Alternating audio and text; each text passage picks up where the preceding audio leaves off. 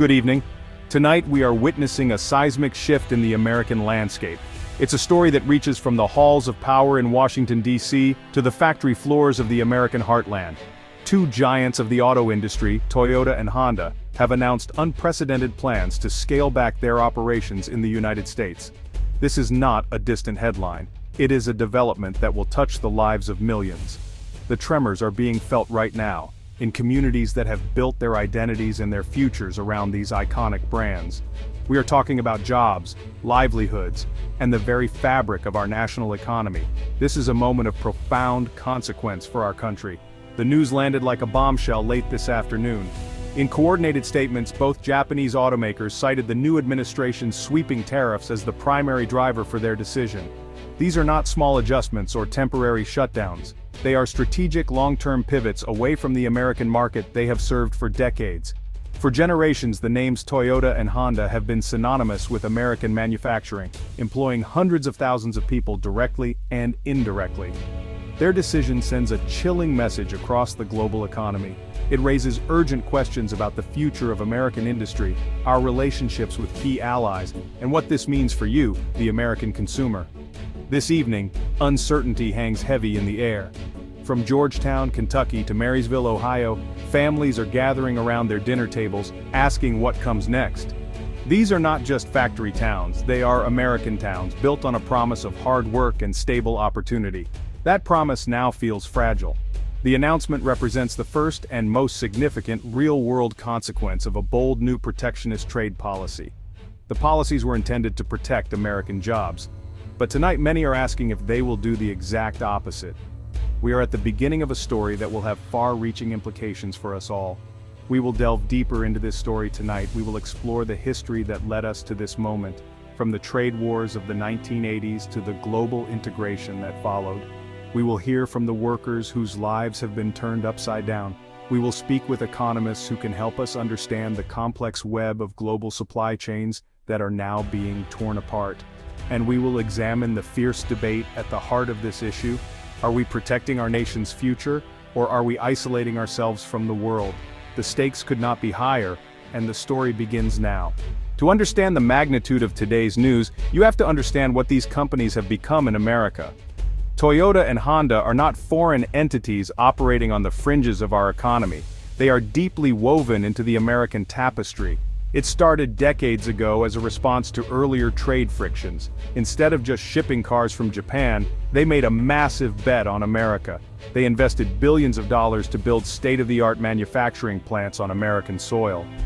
They chose to build their most popular vehicles like the Toyota Camry and the Honda Accord, right here using American labor. This was a monumental commitment.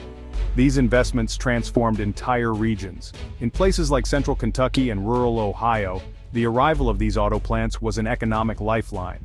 They brought high-paying, stable manufacturing jobs to areas that desperately needed them. But their impact went far beyond the factory gates. Toyota and Honda became model corporate citizens. They sponsored local Little League teams, funded scholarships for students, supported community arts programs, and contributed to local charities. They didn't just build factories, they helped build communities. Their names are on libraries, parks, and hospital wings, a testament to their deep integration into American life. The relationship was mutually beneficial. American workers gained access to world-class training and a culture of continuous improvement, known as Kaizen. This commitment to quality and efficiency helped raise the bar for the entire U.S. auto industry. In return, the companies gained a dedicated, highly skilled workforce and unfettered access to the world's largest consumer market. It was a partnership that seemed to work for everyone. It created a powerful symbol of global cooperation and showed that foreign investment could create American prosperity. For the workers, a job at Toyota or Honda was more than just a paycheck. It was a ticket to the middle class. This deep integration is what makes today's announcement so painful. It's not just a business pulling out. It feels like a neighbor moving away, a partner walking out on a long and successful marriage. The assembly lines in Georgetown and Marysville are more than just collections of robots and workers. They are engines of opportunity that have powered the American dream for countless families. They help pay for mortgages, college educations, and comfortable retirements. The decision to scale back is a direct threat to that dream. leaving a void that will be incredibly difficult to fill and a sense of betrayal in the communities they helped create. So, what caused this sudden and dramatic rupture? The answer lies in a policy enacted just last month, the American Automotive Security Act of 2025. This legislation imposes a staggering 35% tariff on all imported automobiles, and crucially, a 25% tariff on all imported auto parts. The stated goal was simple and powerful: to force automakers to build their cars and all their components entirely within the United States, thereby boosting American manufacturing.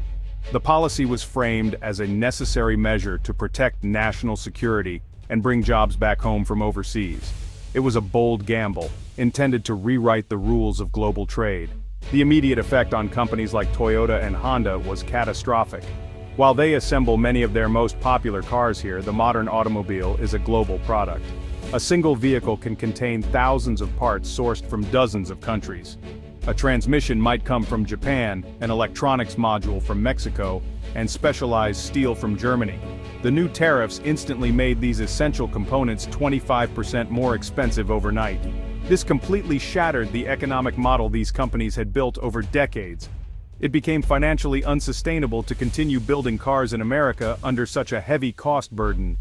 The scale of these tariffs is without precedent in the modern era. Previous trade disputes often involved targeted tariffs on specific products or slight adjustments of a few percentage points. A blanket 25 to 35% tariff acts less like a negotiation tactic and more like an economic blockade. For the automakers, it presented an impossible choice. They could absorb the massive new costs, destroying their profitability and making their US-built cars uncompetitive. Or they could pass the costs on to consumers, raising the price of a typical family sedan by thousands of dollars and crippling sales. The third option, the one they ultimately chose, was to retreat. The shockwave is now radiating outward from the executive boardrooms. This afternoon, workers on the assembly lines received the news. Many were told that production would be significantly curtailed by the end of the year, with entire shifts being eliminated. The companies explained that without access to their global supply chains, full-scale production in the US is no longer viable. The policy designed to protect American jobs has, in its first major test, triggered a wave of job losses. It has erected a new kind of economic iron curtain, one that isolates the US auto industry from the global network it depends on to survive. This is not the first time that tensions have flared between the United States and Japanese auto industries. To truly understand today's crisis, we have to look back to the 1980s. During that period, fuel-efficient and reliable cars from Japan, particularly from Toyota and Honda, were flooding the American market. They were gaining market share at an alarming rate, posing a serious threat to Detroit's big three automakers, General Motors, Ford, and Chrysler. The pressure was immense, with American auto workers facing layoffs and US companies struggling to compete. The political rhetoric was heated, with calls for protectionism echoing loudly in Washington. The solution back then was not a blanket tariff. Instead, the United States and Japanese governments negotiated a voluntary export restraint in 1981. This agreement limited the number of cars Japanese automakers could ship to the United States each year. It was a managed trade solution, designed to give American automakers breathing room to retool and become more competitive. But it also had an unintended, and ultimately positive, consequence. Faced with limits on how many cars they could export, Japanese companies decided on a new strategy. If you can't ship them, build them there. This marked the beginning of their massive investment in US manufacturing. This shift to local production created the very factories and communities that are now at risk. The plants in Georgetown, which opened in 1988, and Marysville, which began auto production in 1982, were direct results of this earlier trade conflict. The policy of the 1980s, while born of tension, ultimately led to a deeper economic partnership. It fostered competition that made all cars, including American ones, better. It also created a new class of American auto workers who were not employed by the Big Three, diversifying the industry and spreading manufacturing jobs across the country into states not traditionally associated with car making. Today's situation is a stark and troubling departure from that history. The previous crisis was resolved through negotiation and led to more investment in America. This crisis was triggered by unilateral tariffs and is now leading to disinvestment. Where the old solution encouraged Japanese firms to become more American, the new policy is effectively pushing them out. economists and historians point to this as a critical difference.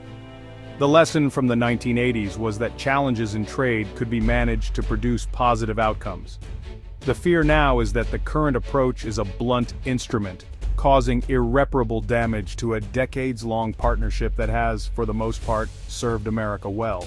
The economic theories and policy debates in Washington feel a world away from the reality on the ground in places like Georgetown, Kentucky. Here, the Toyota Camry plant is the heart of the community. It employs over 8,000 people directly. Tonight, those people are facing a future they never imagined. We spoke with Sarah, a quality control inspector who has worked at the plant for 15 years. "This job put my 2 kids through college," she told us, her voice heavy with emotion. "My husband works for a supplier that makes car seats. This isn't just about my job, it's about my entire family, my entire town. We thought these jobs were forever." The story is heartbreakingly similar 200 miles to the north, in Marysville, Ohio. This is where Honda built its first American auto plant more than 40 years ago. The community and the company grew up together. David, a second-generation Honda employee who works on the assembly line for the Accord, shared his fears.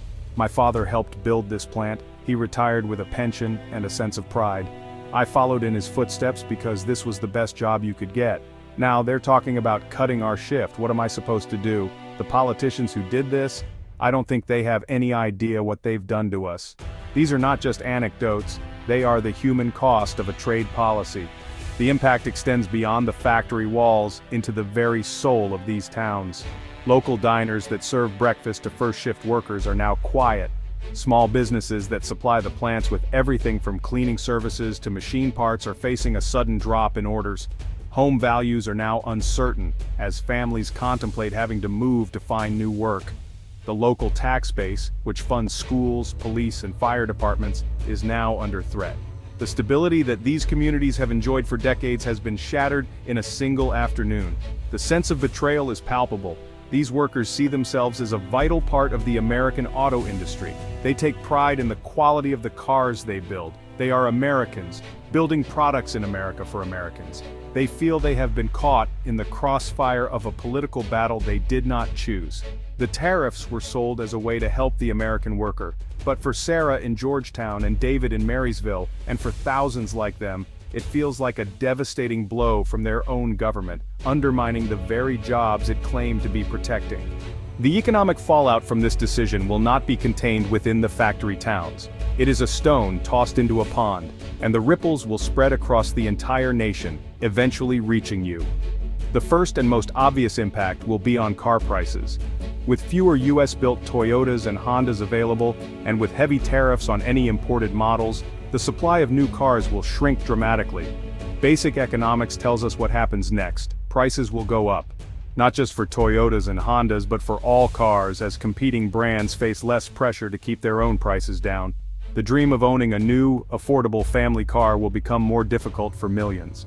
Beyond the showroom floor, an entire ecosystem of related businesses is now in peril. Think of the vast network of auto parts suppliers. Companies that manufacture everything from tires and glass to seats and wiring harnesses have built their businesses around supplying the massive Toyota and Honda plants. These suppliers, many of them small and medium-sized American-owned businesses, are now facing a catastrophic loss of orders. This means more layoffs, spreading the economic pain into dozens of other communities. Then there are the dealerships, locally owned businesses that employ salespeople, mechanics, and administrative staff in nearly every town in America. They now face a future with fewer cars to sell and service. The impact even extends to industries you might not expect. The American steel and aluminum industries, which were meant to be beneficiaries of protectionist policies, will now see a drop in demand from the auto sector. The transportation and logistics industries, the truckers who move parts to the factories and finished cars to the dealerships, will have less to haul. The advertising agencies that create the car commercials you see on TV will lose major accounts. The financial institutions that provide car loans will see their business shrink. It is a stark reminder of how interconnected our modern economy truly is. Ultimately, this ripple effect lands right back at the American dinner table. Higher car prices act like a tax on working families, leaving less money for groceries, housing, and savings. Job losses in manufacturing and related sectors reduce overall consumer confidence and spending, which can slow down the entire economy. A decision made in Washington to protect one part of the economy can have unforeseen and damaging consequences for many others. The story of these tariffs is a powerful lesson in economic cause and effect, demonstrating that in a globalized world, no industry is an island. The shockwave continues to expand. Tonight, the United States stands at a critical crossroads. The path we are on, paved with aggressive tariffs and a philosophy of economic nationalism, has led us to this moment. The theory was that by building walls around our economy, we could foster a renaissance in domestic manufacturing, but the immediate reality we are witnessing, with trusted employers like Toyota and Honda scaling back, suggests a different and more troubling outcome. It forces us to ask a fundamental question: what is the best way to ensure American prosperity in the 21st century? Is it through isolation, or is it through strategic engagement with the global economy? On one side of this debate are the proponents of the tariffs. They argue that for too long global trade agreements have disadvantaged the American worker. They believe that decades of outsourcing have hollowed out our industrial base and that only bold, decisive action can reverse the tide. To them, the pain we are seeing now is a necessary short-term cost for a long-term gain of becoming a more self-sufficient nation. They argue that other companies, perhaps American-owned, will eventually step in to fill the void left by Toyota and Honda. It is a vision of an America that makes everything it needs, insulated from the shocks and unfair practices of the outside world. On the other side are those who believe this path is a grave mistake. This group includes most mainstream economists, multinational corporations, and supporters of global trade. They argue that supply chains are global for a reason. They are efficient, they lower costs for consumers, and they allow countries to specialize in what they do best. They contend that you cannot turn back the clock on globalization. Attempting to do so with blunt instruments like tariffs will not bring back the jobs of the past. Instead, it will dismantle the efficient high-tech manufacturing we currently have, making America poorer and less competitive in the process. This is more than a debate for economists and politicians. It is a decision that will define the future for our children and grandchildren. The events of today have made the stakes crystal clear. The choices we make now will determine whether America remains a leader in the global economy or becomes an isolated island. It will determine the price of the cars we drive, the types of jobs available, and the very health of our nation's economy. As this story unfolds, informed public engagement is more critical than ever. The future of American manufacturing is being decided right now, and every American has a stake in the outcome.